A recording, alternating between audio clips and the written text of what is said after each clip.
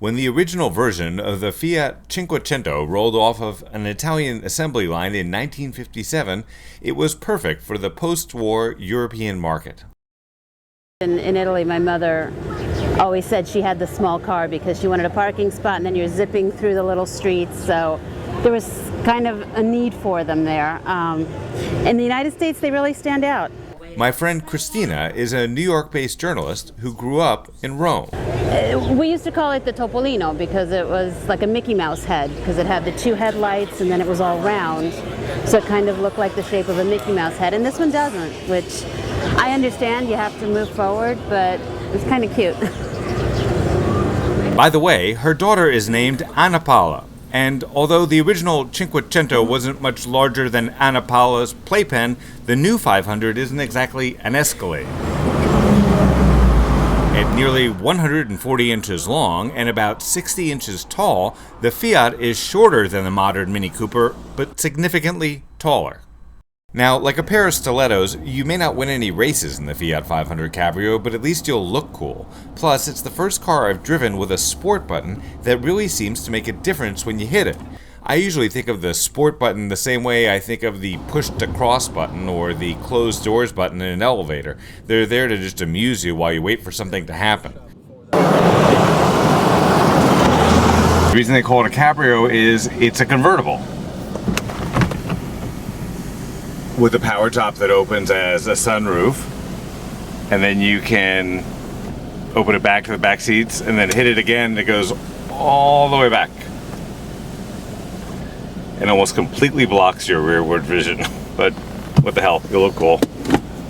The 500 Cabrio Lounge Edition gets 27 miles per gallon in the city and 32 on the highway.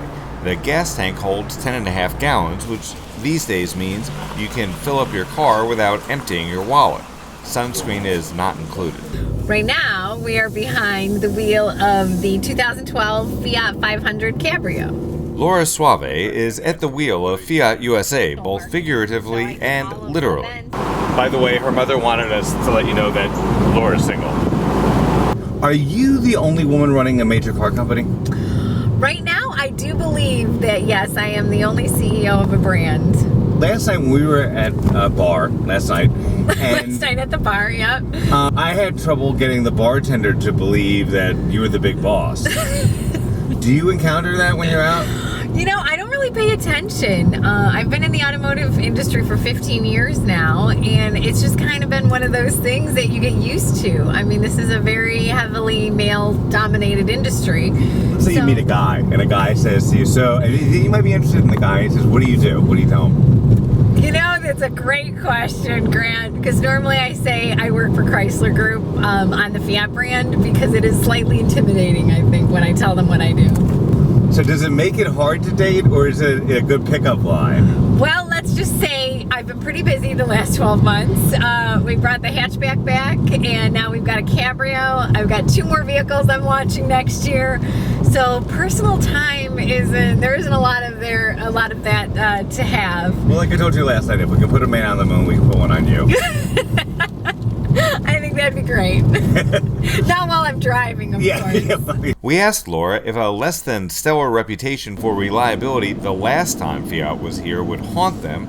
She said no, since they've been gone for nearly 3 decades. Preliminary market research found that young buyers aren't old enough to remember the jokes about fix it again, Tony. And the reality of it is we've been out of the market for 28 years, so there isn't a lot of memory of Fiat. And the memories that there are amazing. Great stories. We have so many people who tell us stories of when they had a Fiat or they remember their first car.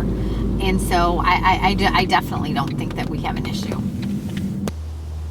Plus, the new Fiats come with an extensive warranty that includes wear and tear items for 3 years and 4 years of roadside assistance. Are you excited to bring this car to North America? I'm thrilled. I am really thrilled because I think, one, consumer mindset is really changing for small cars. And there hasn't been a lot of options of something really stylish, full of features, that's safe and affordable. And so we can bring something to the table that hasn't been around. Published accounts say the 500C will get you from 0 to 60 in about 9 seconds. On the open highway on a sunny day or even on broken pavement, it was a joy to drive and definitely a pleasure to park.